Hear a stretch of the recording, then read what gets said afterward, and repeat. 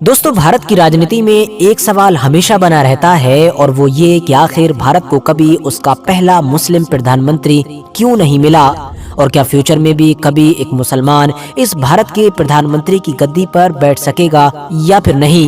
बहुत सारे लोग तो जानकारी कम होने की वजह से ये तक कहते हैं कि भारत का संविधान ही ये इजाजत नहीं देता है कि एक मुस्लिम यहाँ का प्रधानमंत्री बन सके।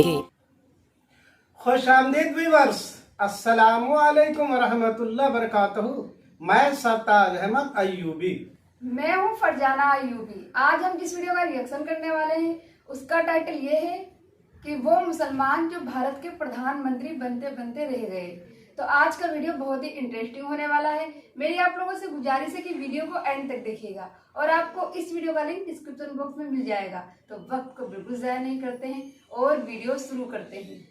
दोस्तों, भारत की राजनीति में एक सवाल हमेशा बना रहता है और वो ये कि आखिर भारत को कभी उसका पहला मुस्लिम प्रधानमंत्री क्यों नहीं मिला और क्या फ्यूचर में भी कभी एक मुसलमान इस भारत के प्रधानमंत्री की गद्दी पर बैठ सकेगा या फिर नहीं। बहुत सारे लोग तो जानकारी कम होने की वजह से ये तक कहते हैं कि भारत का संविधान ही ये इजाजत नहीं देता है कि एक मुस्लिम यहाँ का प्रधानमंत्री बन सके। हालांकि दोस्तों, आप लोग ये तो कह सकते हैं कि मौजूदा दौर में भारत की राजनीति जिस हालत में पहुंच चुकी है उस हालत में एक मुसलमान के लिए इस पोजीशन तक पहुंचना लगभग नामुमकिन बात हो चुकी है। लेकिन फिर भी ये नहीं कह सकते हैं कि भारत का संविधान एक मुसलमान को प्रधानमंत्री बनने की इजाजत ही नहीं देता है। वैसे आज की राजनीति पर अगर नजर डाली जाए तो प्रधानमंत्री बनना तो दूर बल्कि ऐसा महसूस होता है कि भारत की किसी भी स्टेट का एक मुसलमान मुख्यमंत्री भी नहीं बन सकता है। हालांकि दोस्तों, ये हालात और ये कंडीशन हमेशा से नहीं थी, बल्कि अगर आप लोग आजाद भारत के पिछले 75-76 साल के इतिहास पर नजर डालेंगे तो आपको पता चलेगा कि मुसलमान भारत देश के न सिर्फ एक के बाद एक राष्ट्रपति बने बल्कि यहाँ की मशहूर और बड़ी बड़ी स्टेट्स के मुख्यमंत्री भी बने।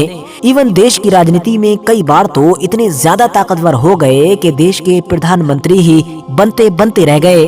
वैसे आज की इस वीडियो में भी मैं आप लोगों को भारत के इतिहास के ऐसे ही हद से ज्यादा ताकतवर मुस्लिम नेताओं से मिलवाने वाला हूँ कि जिन्होंने अपने अपने दौर में राजनीति में इतनी ज्यादा कामयाबी हासिल की कि भारत के अलग अलग राज्यों के मुख्यमंत्री बन गए। यहाँ पर ये बात भी बता देना भी जरूरी है कि भारत के इतिहास में जितने भी मुसलमान मुख्यमंत्री बनने में कामयाब हुए उनमें से ज्यादातर या कह सकते हैं आधे से ज्यादा वो लोग थे कि जिनका ताल्लुक कश्मीर से था, क्योंकि कश्मीर की राजनीति और वहाँ का सिस्टम हमेशा से ही अलग थलग रहा है। इस लिस्ट में पहले नंबर पर नाम आता है बरकतुल्लाह खान का। 1920 में पैदा होने वाले बरकतुल्लाह खान एक उर्दू शायर, एडवोकेट और साथ ही साथ नेता हुआ करते थे।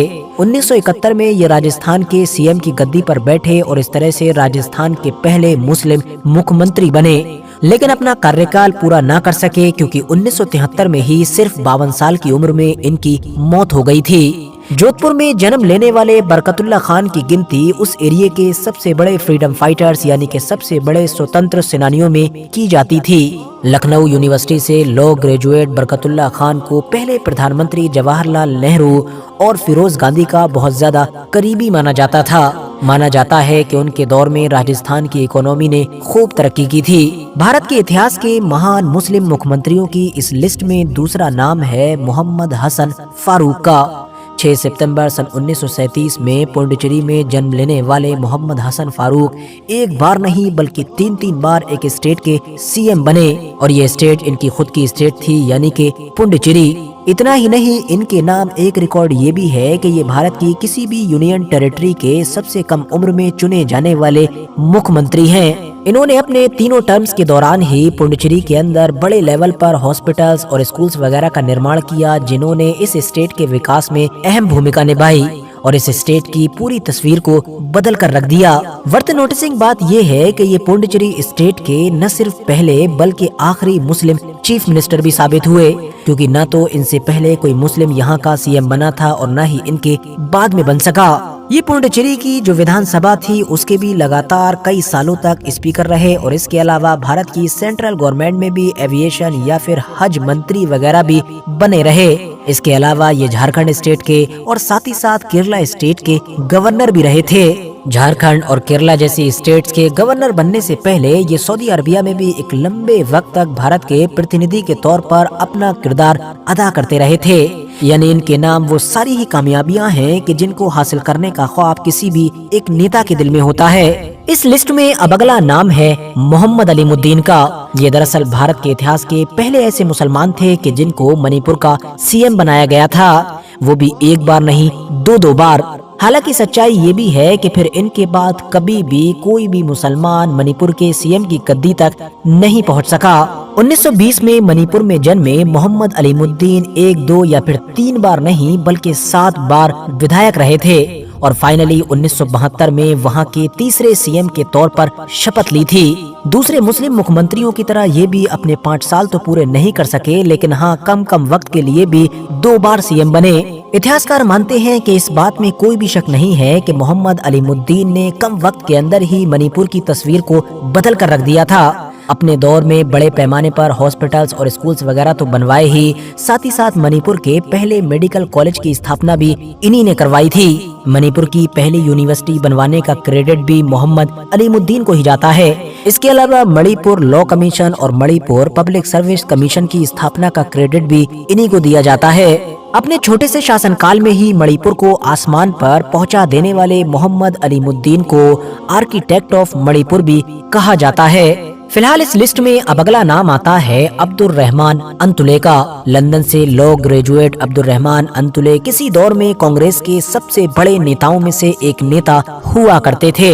इन्होंने कई सालों तक लगातार ऑल इंडिया कांग्रेस कमेटी के जनरल सेक्रेटरी के तौर पर भी सेवाएं दी थीं और फिर फाइनली 9 जून 1980 के दिन इन्होंने महाराष्ट्र स्टेट के 8वें सीएम के तौर पर शपथ ली। अब्दुर रहमान अंतुले सीएम होने के साथ साथ महाराष्ट्र स्टेट के पहले मुस्लिम कानून मंत्री भी थे। इसके अलावा वो देश के हेल्थ मिनिस्टर भी रहे, जहां पर उन्होंने बड़े कारनामे अंजाम दिए। इंटरेस्टिंग बात ये है कि ये पूरे भारत के इतिहास के ऐसे शायद गिने चुने इकलौते नेताओं में से एक हैं कि जिन्होंने 60 साल के एक लंबे पीरियड तक लगातार राजनीति की। मुंबई के एक मदरसे अंजुमने इस्लाम से निकलने वाले अब्दुर रहमान अंतुले महाराष्ट्र के पहले मुस्लिम सीएम थे। इनके जो वालिद यानी कि फादर थे हाफिज अब्दुल गफूर, उनकी गिनती महाराष्ट्र के मशहूर आलिमों में की जाती थी। वर्थ नोटिसिंग बात यह भी है कि महाराष्ट्र के अंदर गरीबों को मुफ्त राशन देने की शुरुआत अब्दुर रहमान अंतुले के द्वारा की गई थी। भारत के इतिहास के मशहूर मुस्लिम मुख्यमंत्रियों की इस लिस्ट में अगला नाम आता है सैयदा अनवरा तैमूर का। इनका जन्म सन 1936 में असम में हुआ था। अलीगढ़ मुस्लिम यूनिवर्सिटी से अपनी तालीम हासिल करने वाली सैयदा अनवरा तैमूर भारत के इतिहास की पहली ऐसी मुस्लिम महिला थी कि जो एक स्टेट के सीएम की कुर्सी पर बैठी।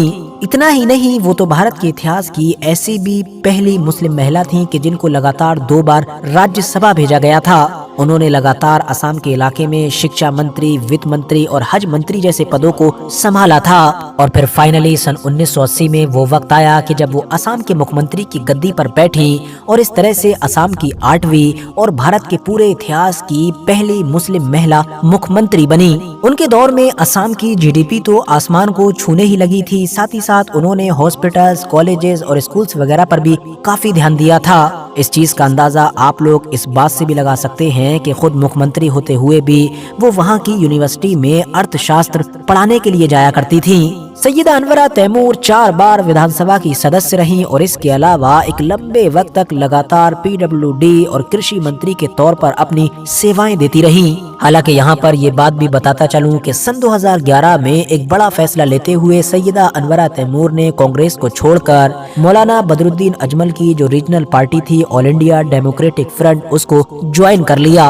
आपको जानकर शायद हैरानी होगी कि इंडिया की पॉलिटिक्स में इतना ज्यादा इन्वॉल्व रहने के बावजूद, इवन सीएम के पद पर बैठने के बावजूद भी सैयदा अनवरा तैमूर का नाम एनआरसी की लिस्ट से बाहर कर दिया गया था, जिसको लेकर देश भर में मीडिया के जरिए से काफी हल्ला भी हुआ था। इन सब के अलावा भी कुछ और भी नाम हैं, जैसा कि मोहम्मद कोया के जो केरला के सन 1979 में मुख्यमंत्री बने थे, लेकिन सिर्फ और सिर्फ 54 दिन के लिए। इसके अलावा बिहार में भी 2 जुलाई 1973 को अब्दुल गफूर साहब ने सीएम पद के लिए शपथ ली थी, लेकिन ये भी इस पोजीशन पर 2 साल से भी कम वक्त के ही लिए बैठे थे। वरना आजादी के बाद से लेकर अब तक पूरे भारत के अंदर जितने भी मुस्लिम मुख्यमंत्री बने हैं उनमें से ज्यादातर या ये कह सकते हैं कि आधे से ज्यादा तो वही हैं कि जिनका ताल्लुक जम्मू कश्मीर से हुआ करता था, क्योंकि वहाँ का सिस्टम और वहाँ की राजनीति बाकी देश से हमेशा से ही अलग रही है।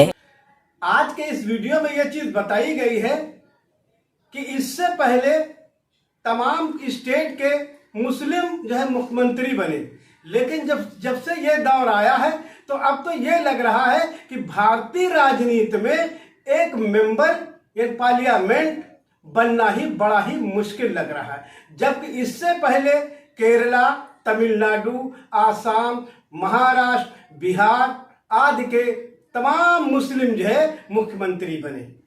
आई होप आपको ये वीडियो अच्छी लगी हो। वीडियो को लाइक करें, शेयर करें, कमेंट करें। अगर आप हमारे चैनल पर नए हैं तो हमारे चैनल को जरूर सब्सक्राइब करें। तब तक के लिए अल्लाह हाफिज।